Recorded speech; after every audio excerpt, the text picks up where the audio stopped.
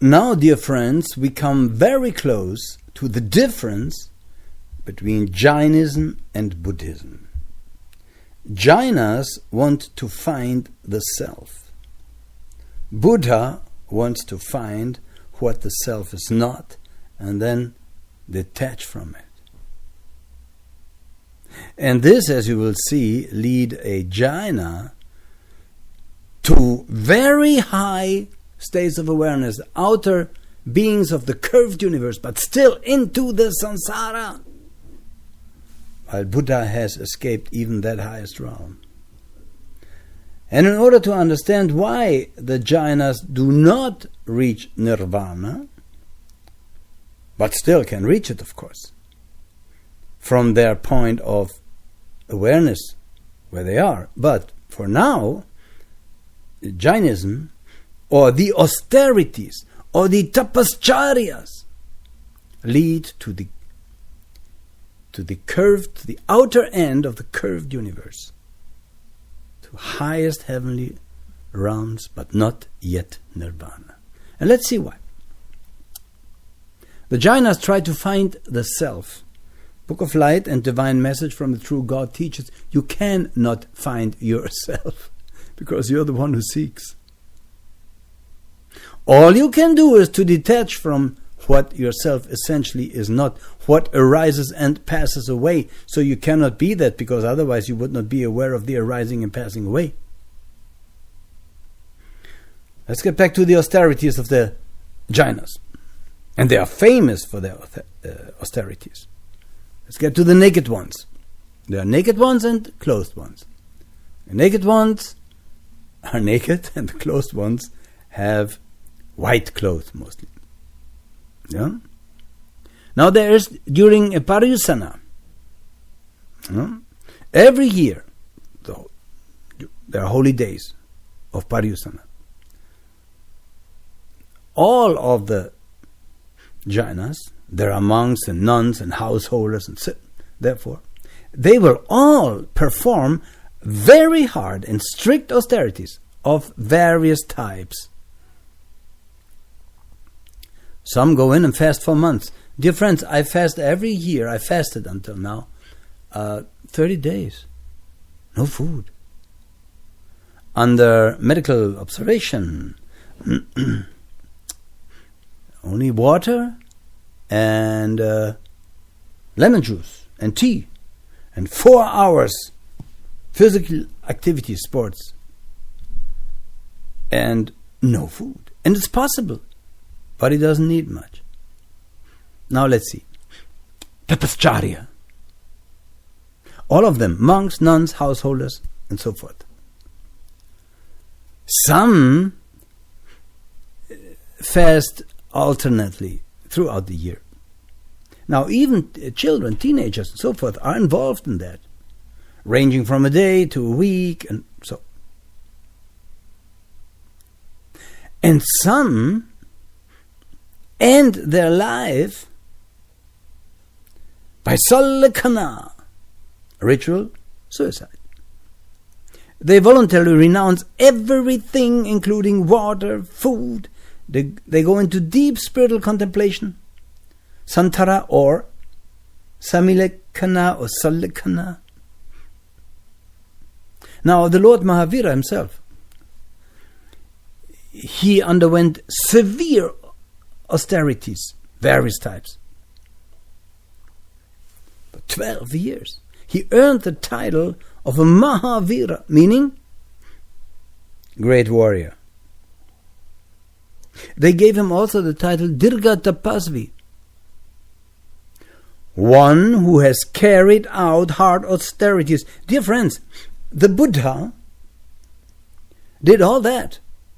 He carried out hard austerities with his Jaina guru, with his Jina guru. He discovered in his meditations they only lead me to the curved end of the universe and not to nirvana. He left his guru. He left him. We know the story. He ate again. He memorized his time as a little boy under an apple tree. And he attained nirvana without austerity. Of course, all the time, no sex. Don't let anyone tell you that you can do that when you go the radical way, by having sexual activities. The Buddha said, who has sex is not my monk and my nun. Of course, he taught also the middle path. When concerning the householders, yes, you could have sex, but, everything in moderation.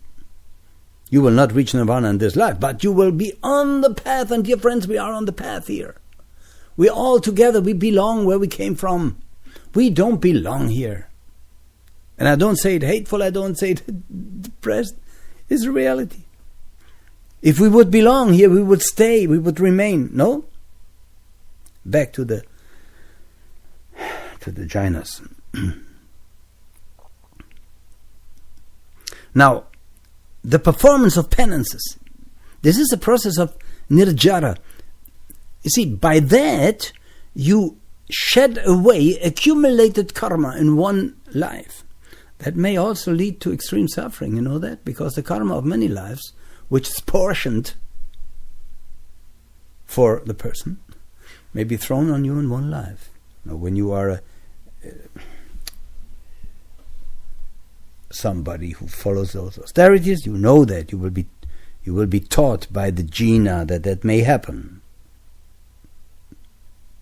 There's something else which is very important, and many laypersons don't understand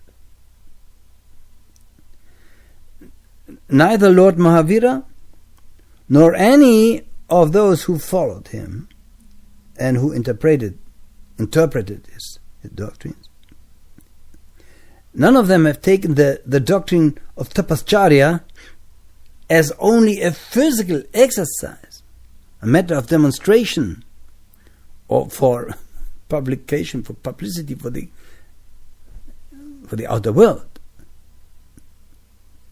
And it is an insult if Jainism, as an insult of Jainism, an insult of Jainism, when you give publicity and celebrate the occasion of such penances. What is the fundamental principle? We have to go deep into that, dear friends, to understand the different approach of the path of Buddha and of the Jaina. Now, the fundamental principle is bhava. Svabhava is also essence. In that case, it is an emotional awareness to renounce. Unless you don't have such a bhava,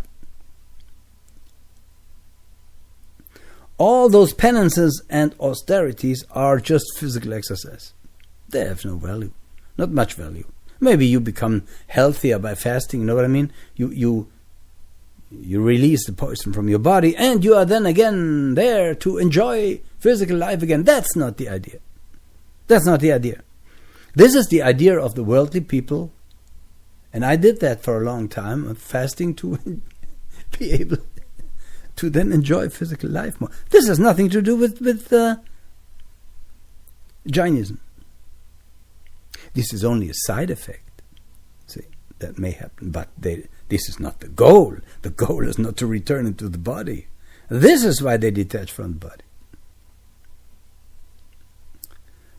And if you don't have that goal, it's just a sort of a crude exhibition of bodily power. See, to withstand hunger or thirst. Well, I did that for a couple of years, 30 days in a row.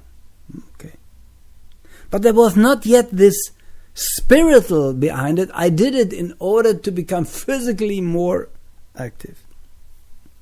This is a way, but it's not the way. It's also not the way of Buddhism. I understand that today.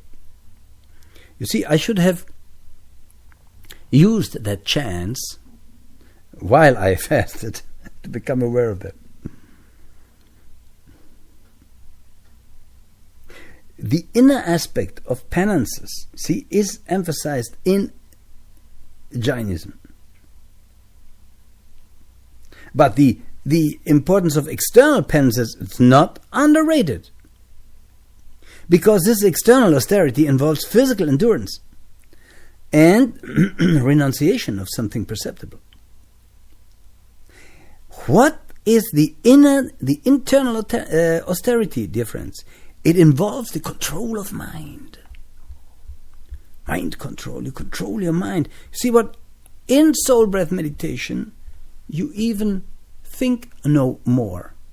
Cogito ergo sum, this Latin word, I think, therefore I am, does not apply. You can stop thinking and still you are. So thought leads to no thought. And we have to go deep into this, because we will then jump to Buddhism and see why the Buddha followed that path that I'm talking here about. He followed it. He did it. He did it all. He did it all. Let's look at the term abhyantara. That means something that emanates from within. Bahya, outward. See? Abhyantara emanates from within. We have a yoga sastra from Acharya Hemachandra. He says, Nidyara karane bahyat sreshtham abhyantaram tapah. Abhyantaram tapah. That means, for the purpose of niryara, abhyantara tapa is better than bahya. See? Because he said that which emanates from within is better than the outward. But he meant by that, dear friends, and dear Jainas, if you listen to that, he said this because one should first improve the inner tendencies of mind and practice, if you want to be a Jaina, those austerities which grow from within yourself. If you only practice outward manifestations unaccompanied by mental and emotional growth, it's hypocrisy and cheating. This is how strict and radical Jainism is. Yeah? And we have in Jainism, and Buddha went through all these categories of abhyantara tapa, prayas, chitta, resulting in the vow resulting from carelessness, negligence, vinaya, respect for the virtues, and I think vayavritya, rendering of personal and impersonal service, and so forth, and yutsarga, this is discarding ego of the sense of possession, and the dhyana, meditation, to increase the power of concentration by making the mind steady. This is soul breath meditation. And these abhyantara tapa, they are cultivated by the mind, dear friend, by the mind. And this is very, very important to understand that. This is the involvement of the mind in these tapas.